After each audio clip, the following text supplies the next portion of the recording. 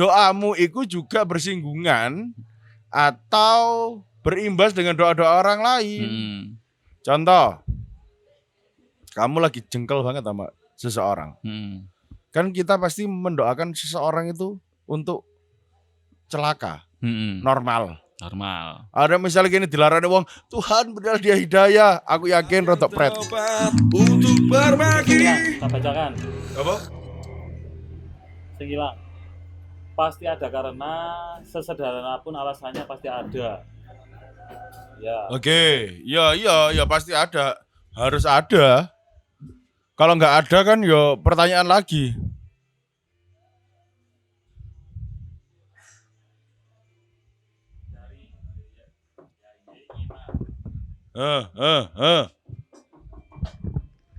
Mohon maaf saya yang menghilang dari frame dulu, ngatasi kendala dulu. Oke. Gus, apa harus atau lebih baik yang sekufu untuk menikah? Harus. Bukan lebih baik, harus. Sekufu itu wajib. Biar nggak terjadi miss dalam satu hubungan pernikahan. Dari Aye, Assalamualaikum Cak, Sugeng Dalu nderek. Sugeng. Gabung nderek ini nyimak. Nggih. Penyimak jenengan komen mawon. Nggih. Gus, apa boleh cinta dulu baru nikah, Gus? Boleh lah. Saya kan umumnya gitu. Ojo ditiru kasus-kasus yang nggak jelas kayak aku ini ki, ojo itu berat. Biar aku saja, kamu jangan. Biar kami saja. Biar kami saja, kamu jangan. Kamu nanya.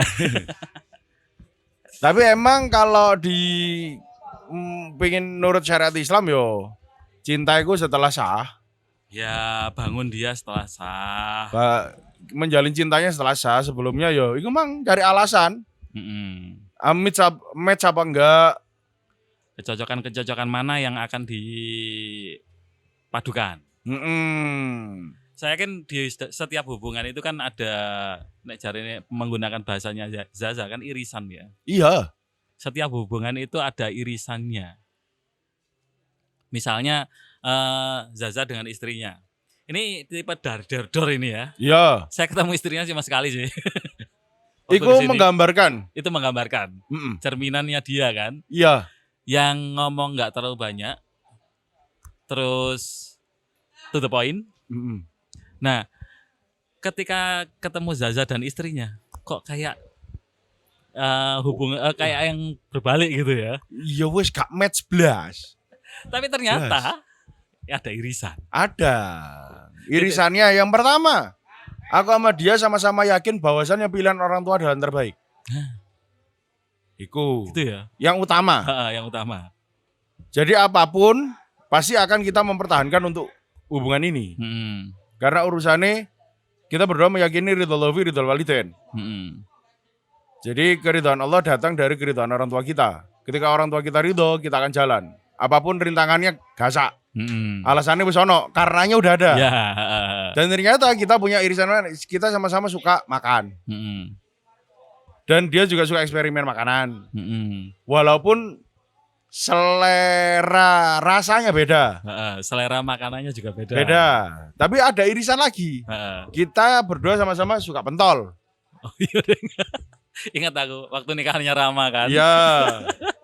Aku sampai karena aku tipikalnya orang yang se-eksplosif itu. Ono bakso atau pentol itu aku nggak percaya itu enak atau nggak enak. Sebelum nyoba. Iya. Dan aku suka explore. Ya wes, aku beli untuk aku pribadi dan karena dia suka tak beli no. Dan karena itu aja langsung wajahnya so sweet, makasih. Sebab pentol. Iya. Semudah itu ya. Iya dong. Dari Andi Game, Gus, jika cintanya tanpa diberitahu sama orang tua, tapi cintanya diam-diam, boleh Gus? Kenapa enggak? Mencintai, boleh. Boleh lah. Cinta itu sebenarnya sesakral seperti penghormatanmu kepada Tuhanmu. Seharusnya kenapa seorang Zaza selalu menyarankan untuk self love? cintai dirimu sendiri. Dengan kamu mencintai dirimu sendiri, itu kamu sedang mengagungkan Tuhan. Kamu sedang mengagungkan Allah. Kamu sedang mengagungkan betapa baiknya Allah memberikan kita kehidupan. Kayak tadi aku sempat dengar baca dawuh Mbah Mun. Kenapa sih banyak orang itu selalu protes jika doa-doanya nggak terkabul? Seharusnya pola pikirnya nggak gitu. Terima kasih ya Allah, karena Engkau tidak langsung menghukumku karena dosa-dosa yang telah aku lakukan.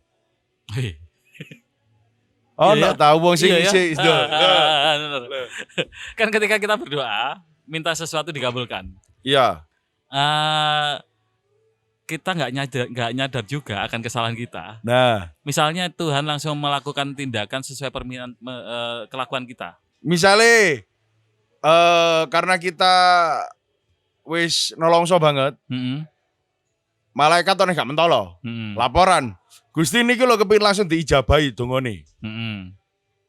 Ya wis ngomong, dongane den donga sak donga tak ijabah. Tapi setiap yang dia lakukan dan berpotensi kesalahan langsung saya hukum. Kira-kira selesai, Bos. Selesai, Bos. Ya untungnya ada filter kan ya. Iya. Karena nggak semua doa itu baik. Dan semua kesalahan pasti fatal. Iya. Dan apa yang kamu minta di dalam doamu itu belum tentu pas dengan kondisimu. Iya. Contoh misalnya, Tuhan aku hari ini minta, ya Allah aku hari ini minta mobil expander baru. Kira-kira nek bayar pajak iso gak? Nah. Atau Fortuner lah. Ya. Nukono solar kuat enggak? Nyervisnya kuat enggak? Operasional yang lainnya bagaimana? Karena setiap doamu atau setiap takdir yang kamu terima, itu bukan tentang dirimu aja. Banyak nanti yang tergesek. Karena kita ngomongin tentang sistem paralel yo. Jadi ketika satu kayak sing apa iku? Tabur resonansi. Satu dipetik, yang lain ikut bergetar. Ya, gitu. Ada efek. Ada. Ketika kamu meminta sesuatu yang seharusnya di sini, ya, ternyata kok dirubah di sini, maka akan mengefek pada volume yang di sebelahnya. Iya. Atau kondisi di sebelahnya. Jadi doamu itu juga bersinggungan atau berimbas dengan doa-doa orang lain. Contoh, kamu lagi jengkel banget sama seseorang. Kan kita pasti mendoakan seseorang itu untuk celaka. Normal. Ada misalnya gini dilarang wong, Tuhan berilah dia hidayah. Aku yakin rodok pret. Apa ya? Itu yang terucap di mulut seperti itu. Dalam hati, deloken kon. Tapi ketika doa itu misalnya dikabulkan, seseorang itu celaka, anak bojo nih, keluarga nih. Nah, yang tidak seharusnya menanggung itu, iya, terdampak. Sama halnya ketika misal kamu asalnya biasa nih, normal susu manusia biasa, kamu minta untuk menjadi kaya, keturutan, duar, sewoge. Apakah kamu bisa kontrol dirimu? Sing wayahe kamu nggak punya hakul adami, nggak punya dosa dengan A, B, C, D, E dengan banyak orang, tapi karena kamu sudah kaya dan kayaknya mendadak. Iya, dan akhirnya bersinggungan, kamu akhirnya punya utang rasa sama orang, kamu punya utang kesalahan ke orang, hakul adami ku berat. Dan akhirnya yang seharusnya dengan orang biasa saja kamu akan lebih cepat masuk surga ketika the end of the day, di afterlife. Tapi karena doamu dikabulkan, terus kegandolan kesalahan-kesalahan itu akhirnya kamu harus bersih-bersih di neraka. Siap. Dari Queera Queen, ini cerita saya pribadi. Beliau seorang sayyid yang ingin meminang saya, tapi saya adalah hanya ahwal atau orang biasa. Itu termasuk tidak sekufu. Dan bagaimana baiknya? Dan nanti jaluk budal nong, saya teh gak apa-apa. Masalah wis dipikirno ambek IE tenang ae. Pon dipikir. Sebenarnya kalau kita ngomongin kufu, itu Iya. sebenarnya kan haknya perempuan ya, kufu itu. Ya, dan ketika kita ngomongin kufu bukan melulu tentang nasab. Iya. Lebih condongnya sih ke ini Personal. personal. Personalnya kayak gimana? Untuk menjaga kehormatan wanita juga. Iya, makanya butuh kufu itu. Tapi ketika ada seorang syarif yang mau Dengan ahwal dengan jenengan, yo lapo gak? Kan yo jenengan akhirnya naik. kecipratan lah.